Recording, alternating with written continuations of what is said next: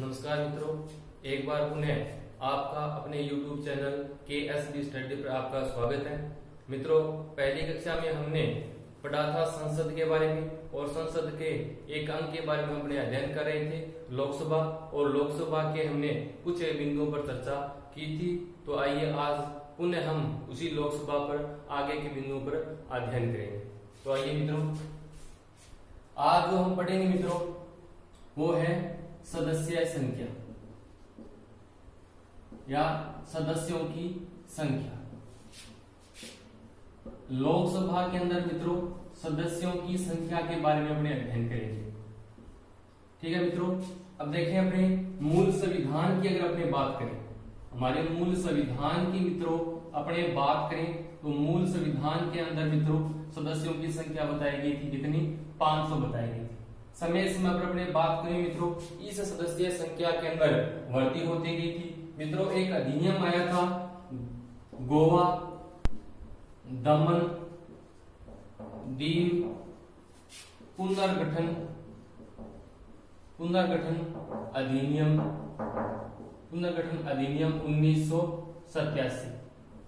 1987 यानी गोवा दमन दीव पुनर्गठन अधिनियम 1987 आया मित्रों। इस अधिनियम के अनुसार मित्रों लोकसभा के सदस्यों की संख्या बताई गई थी 552। सदस्यों की संख्या कितनी बताई गई थी? 552 बताई गई है। ये तो था मित्रों 1987 अधिनियम के अनुसार। अब हम पढ़ेंगे कि वर्तमान में सदस्यों की संख्या कितनी है और अधिकतम सदस्यों की संख्या कितनी है। तो देखिए मित्रों, अब देखते हैं अपने अधिकतम सदस्य संख्या। बात करें मित्रों अपने जो बात करें लोकसभा की, बात करें मित्रों लोकसभा के सदस्यों की संख्या,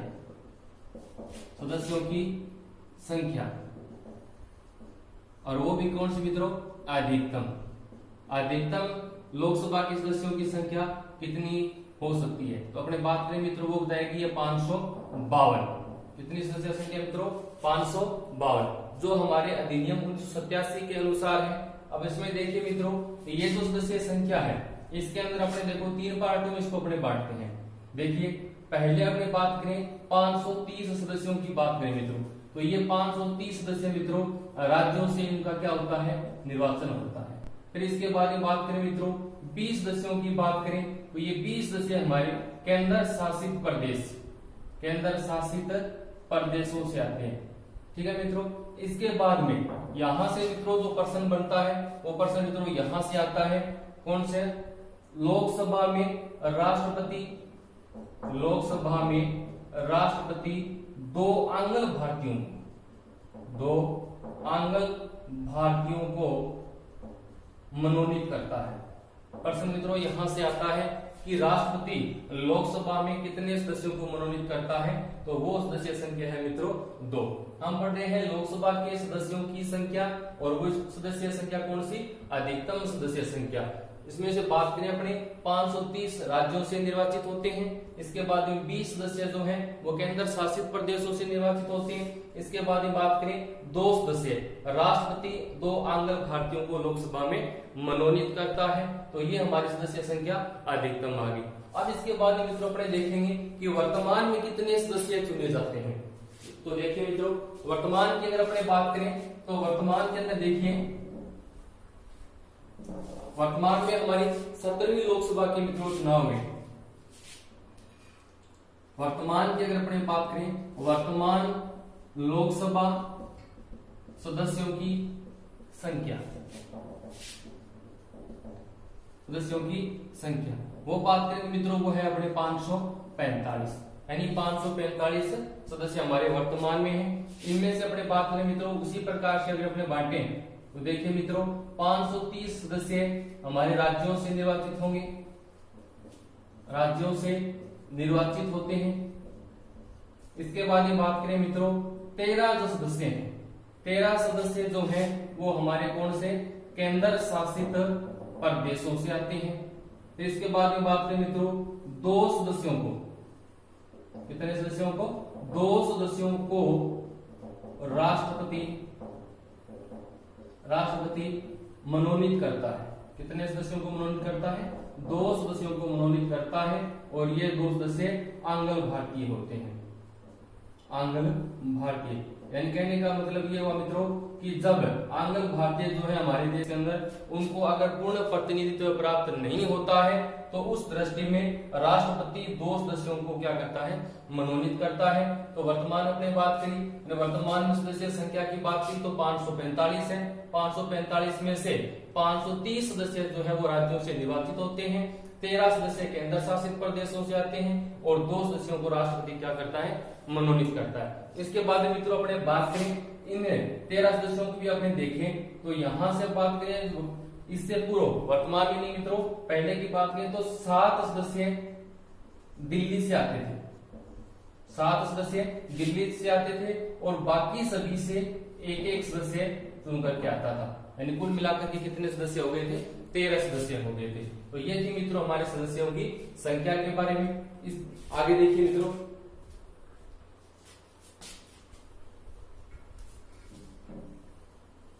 ये तो था मित्रों सदस्यों की टोटल संख्या, यानी लोकसभा में कितने सदस्य हैं। इसके बाद में मित्रों बात करें सर्वाधिक सीटों पर।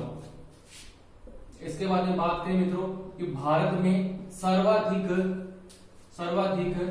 लोकसभा सीटों वाला राज्य। तो मित्रों इस प्रश्न का उत्तर अपने हो जाएगा कौन सा?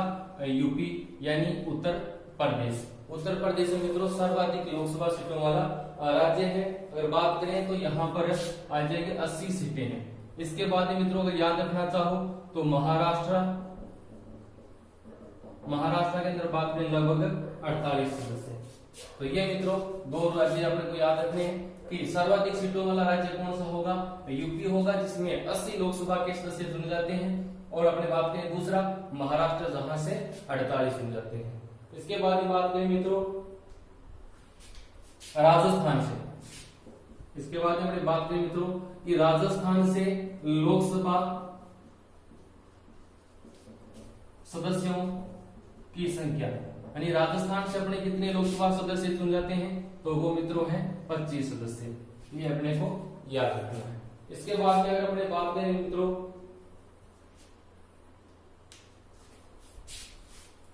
ये अपने सीटों के बारे में हुआ मित्रों। अब आपने देखेंगे मित्रों इन सदस्यों की सीटों के बारे में भी देख लिया हमने।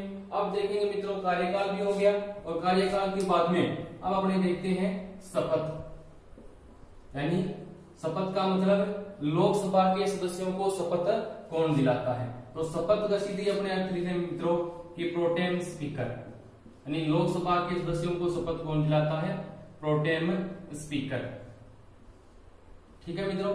अब प्रोटेम स्पीकर की बात करें तो प्रोटेम स्पीकर को मित्रों अपने कह सकते हैं अस्थायी अध्यक्ष। अस्थायी अध्यक्ष होता है। ठीक है मित्रों, यानी सदस्यों को शपथ दिलाने का काम कौन करेगा? प्रोटेम स्पीकर करेगा। प्रोटेम स्पीकर को अपने कह सकते हैं अस्थायी अध्यक्ष।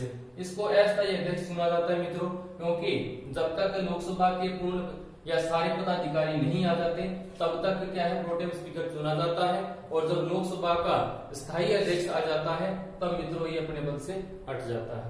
तो सदस्यों को शपथ दिलाने का काम कौन करेगा? प्रोटेम स्पीकर करेगा या अस्थायी अध्यक्ष करेगा।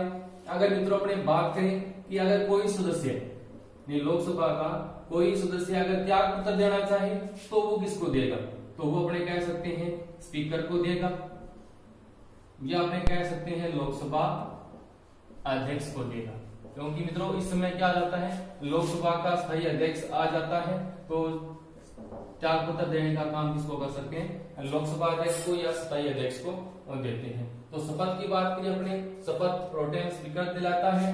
त्याग पत्र की बात करी तो स्पीकर या लोकसभा का अध्यक्ष देता है। इसके बाद अपने मित्रों बात करेंगे आगे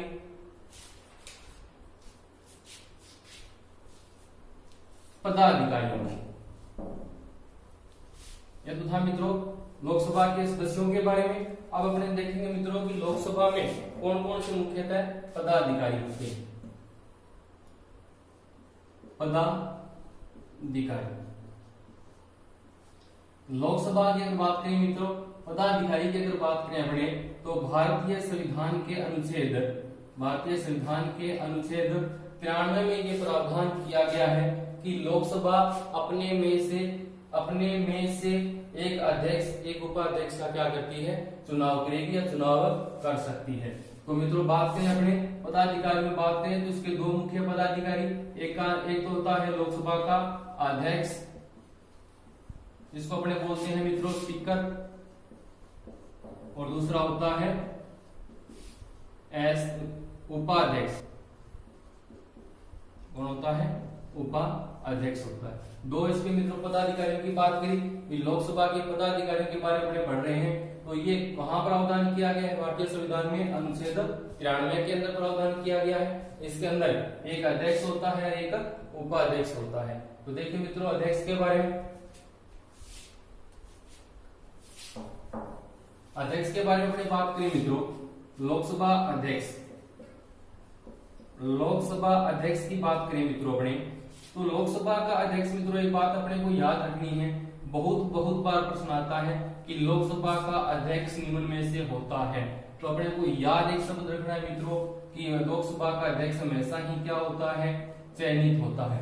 एक बार प्रश्न आया था मित्रों कि निम्न में से लोकसभा का अध्यक्ष होता है, तो इसमें ये भी ऑप्शन में था कि निर्वाचित, ये भी ऑप्शन में था मनोनीत।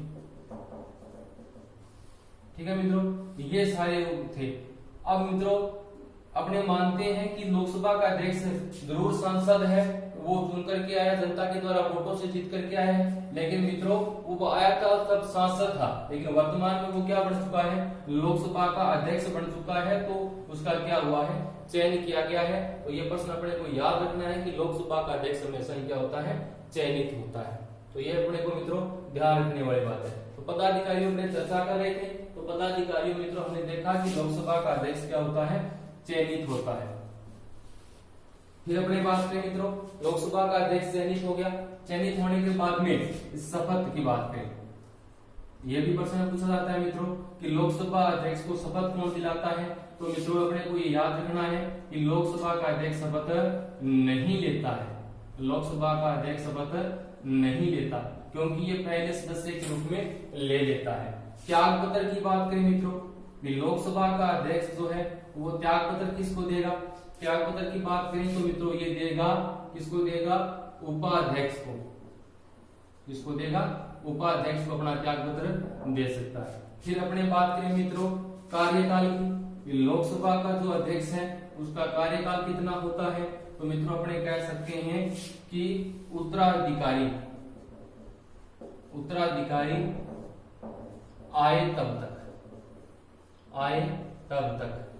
यानी जब तक नया लोकसभा का अध्यक्ष नहीं आ जाता तब तक अपने बात करें अपने कि लोकसभा का अध्यक्ष पद पर बना रहता है। जब नया चयनित होकर के आ जाता है उसी दिन से ये पद छोड़ देगा। तो ये अपने बात करें मित्रों लोकसभा अध्यक्ष के बारे में बात की। फिर देखेंगे मित्रों ये लोकसभा अध्यक्ष के बारे में अपने पढ़ रहे हैं मित्रों।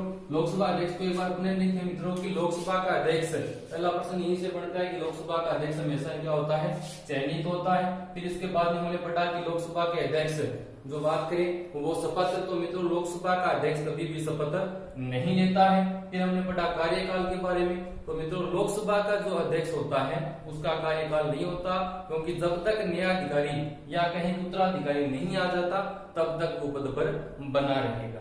फिर हमने देखा मित्रों कि ये जो सारे लोकसभा के सदस्यों के बारे में बात की हमने, फिर लोकसभा के पदाधिकारियों के बारे में बात की, त्याग पत्र की बात की, तो त्याग पत्र देना चाहेगा तो उपाध्यक्ष को त्याग पत्र दे सकता है। तो ये मित्रों हमारे लोकसभा अध्यक्ष थे। अगर आपको हमारा वीडियो कैसा लगा प्लीज लाइक और सब्सक्राइब करें और हमारे साथ बने रहिए। धन्यवाद।